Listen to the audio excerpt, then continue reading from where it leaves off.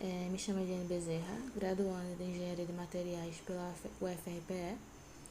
E esta apresentação é para a matéria de Cerâmicas Avançadas, ministrada pela professora Verônica Diniz.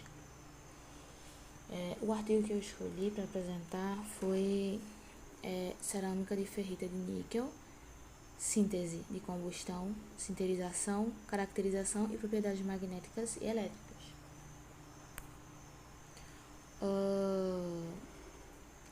A cerâmica de ferrita de níquel, também conhecida como cerâmica magnética de ferrita de níquel, é composta principalmente de óxido de ferro e óxido de níquel e pode ser produzida em diversas formas, como pós, grânulos ou peças moldadas. E é utilizada principalmente para aplicações que exijam materiais magnéticos com alta permeabilidade e baixa perda de energia, como por exemplo componentes eletrônicos, do tipo, transformadores, indutores e antenas. E isso, logicamente, é devido às suas propriedades magnéticas únicas. Elas também são usadas em aplicações de micro-ondas, devido à sua alta estabilidade térmica e dielétrica. Além disso, a cerâmica de ferrita de níquel é utilizada em aplicações industriais, como separadores magnéticos. E isso também se dá devido à sua alta resistência à corrosão e à capacidade de remover partículas de materiais ferromagnéticos. Bom, a fabricação desse tipo de cerâmica com propriedades otimizadas exige uma abordagem delicada e cautelosa. Então, para maximizar as propriedades elétricas e magnéticas, parâmetros essenciais como densidade, tamanho de grão e porosidade devem ser controlados. Assim como em qualquer processo para a obtenção de material, nesse não seria diferente. Então, para garantir que o meu material, meu produto acabado, tenha propriedades que eu desejo ter, eu preciso garantir que o processo seja totalmente controlado para que isso aconteça. Então, o controle dos parâmetros vitais também produz excelentes propriedades mecânicas, né?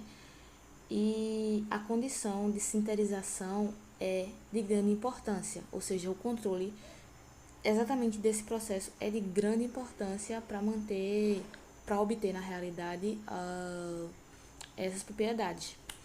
Então, esse é o objetivo do trabalho, que eu realmente só copiei e colei aí, e que diz que esse trabalho tem como objetivo investigar e comparar a influência da sinterização de uma e de duas etapas, né? No produto cerâmico preparado por combustão. E aí, diferenças na microestrutura, composição de fases e propriedades físicas e mecânicas foram avaliadas em relação às propriedades magnéticas e elétricas. Recentemente, foi desenvolvido um método de sinterização que introduziu uma nova condição do processo. Esse método é conhecido como sinterização em duas etapas e foi desenvolvido por pesquisadores que submeterem, esse novo modo de fazer submete os pós-cerâmicos a altas temperaturas e depois a um resfriamento rápido.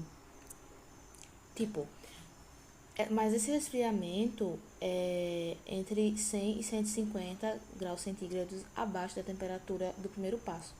Ou seja, se eu tenho meu material a 1200 graus, eu vou resfriar ele rapidamente a 1100 graus ou 1050 graus, para que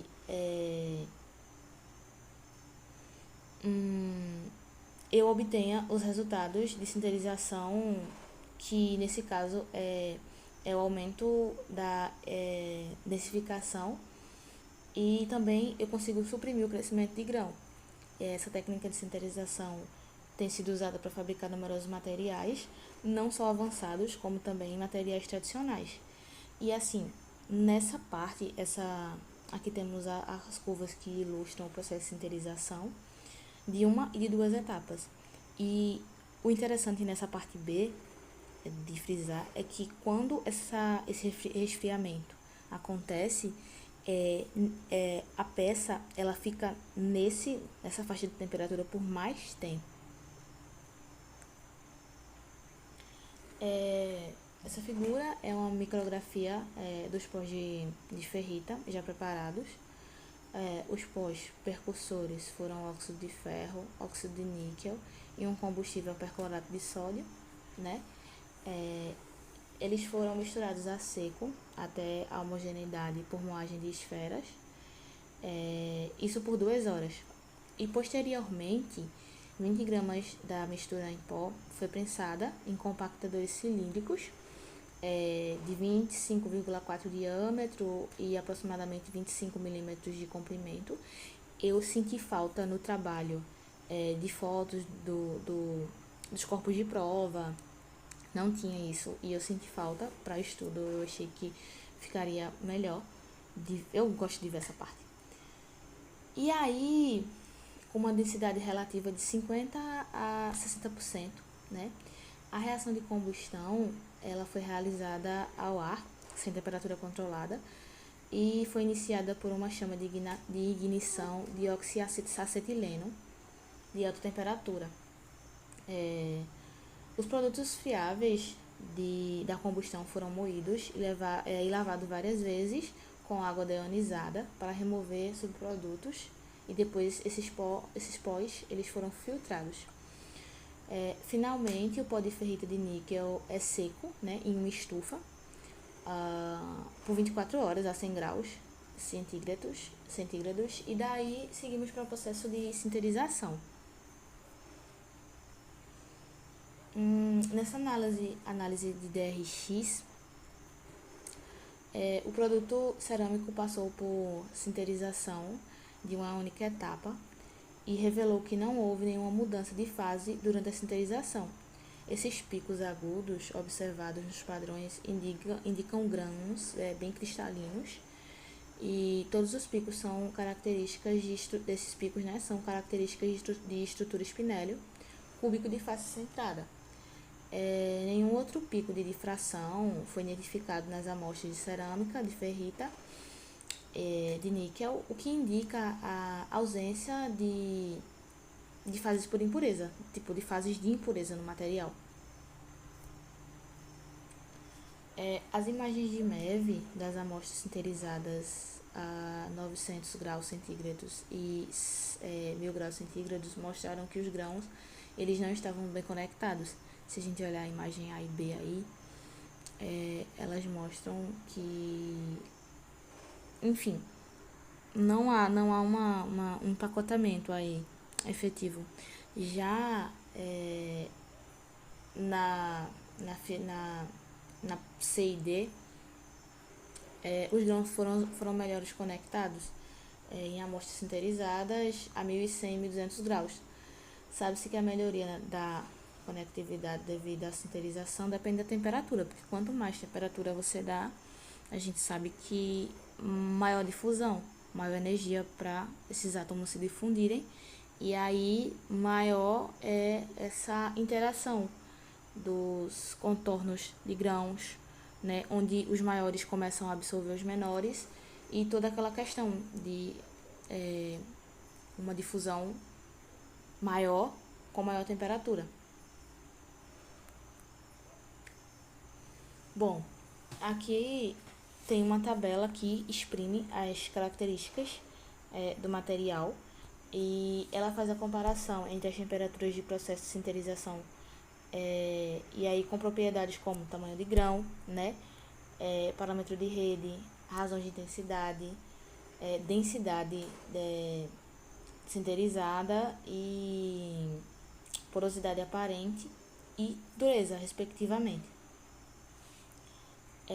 Alguns têm mudança pouco significativas, como é o exemplo do parâmetro de rede, que os valores, se a gente olhar, são todos muito próximos, e também vale reforçar que só confirma que não há mudança de fase, porque a gente tem parâmetros de redes com valores muito próximos. Vale também salientar que com o aumento da temperatura de sinterização de 900 graus para 1200 graus, o tamanho médio do grão aumentou, né, de 1,10 para 2,31 micrômetros, devido ao crescimento anormal do grão. de modo que a temperatura de sinterização aumenta, a taxa de difusão de átomos através dos contornos de grãos, contribuindo para o crescimento do grão. Então, a gente vê aí que no método de sinterização de um único passo, há esse crescimento anormal, como os próprios autores falam no trabalho deles, de grão. Já a densidade da amostra, né, fabricada por sinterização em duas etapas, aumentou. Agora, uma alteração quase relevante, né? A densidade de sinterização das cerâmicas produzidas por sinterização de duas etapas foi maior do que as cerâmicas produzidas por sinterização de única etapa. E podemos perceber que o tamanho médio de grão da cerâmica de ferrita de níquel produzida por métodos de duas etapas diferentes, né, não apresentou alteração significativa. Foi aí de 1,30 para 1,37 micrômetros. E a faixa foi menor do que a faixa de tratamento, né, da faixa de tamanho de grão médio das amostras sinterizadas.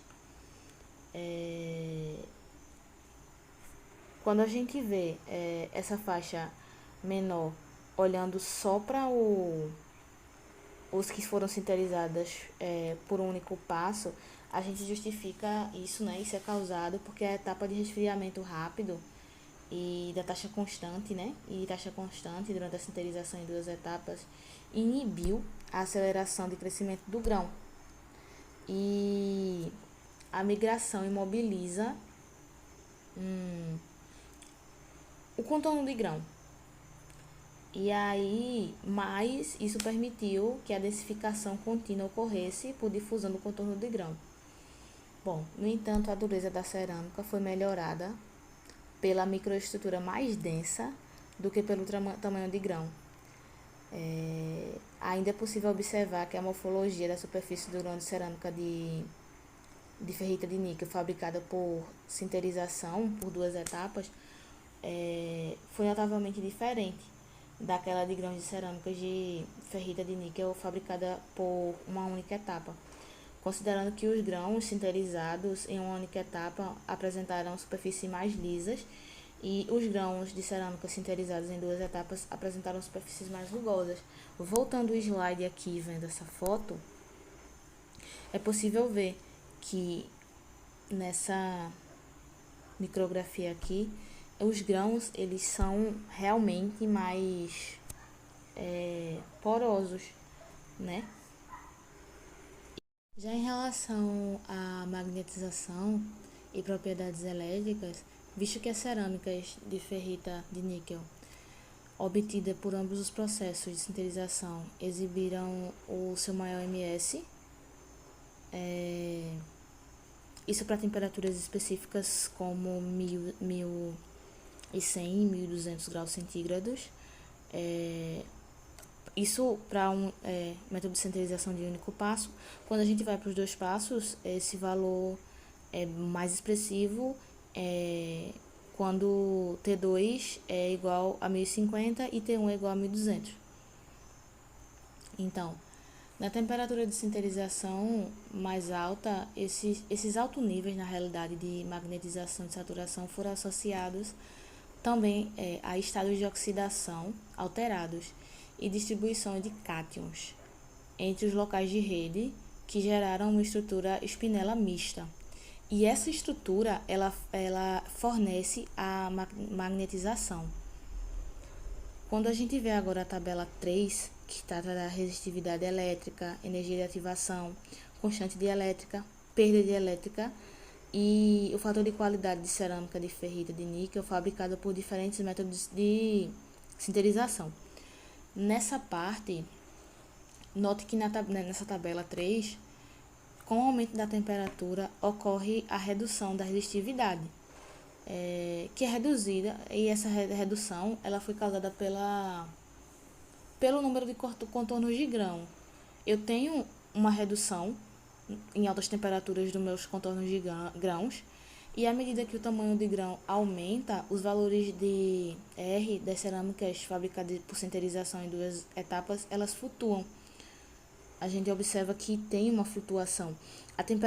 Quando a gente olha para um método de um só método de sinterização, com o aumento da temperatura, a gente nota que a resistividade ela cai. Mas quando a gente passa a analisar uma sinterização por 2 passos, essa sinterização ela tem valores que flutuam, que começam relativamente altos e aí baixam mesmo com a temperatura aumentando e depois voltam a aumentar. E essa flutuação na resistividade ela foi causada pela porosidade variável e distribuição de poros nas amostras de cerâmica. Aumentos de temperatura em ambos os métodos de sinterização resultam em maior condutividade elétrica, porque a cerâmica requereu menos energia de ativação, né? E ela acaba tendo baixos valores de resistência, que facilitam o salto dos elétrons. Até desenho básico, assim, de gap, né? Onde os elétrons, eles fazem o salto para que essa condução ela aconteça. Então, em conclusão, né, o estudo investigou a preparação de pós de ferrita de níquel por combustão em solução, seguido por sinterização em uma ou 2 etapas de diferentes temperaturas. A sinterização em 2 etapas resultou em cerâmicas de maior densidade, com tamanho de grão menor e propriedades elétricas e magnéticas superiores, tornando o material um candidato promissor para aplicações de alta frequência. Obrigada, até logo.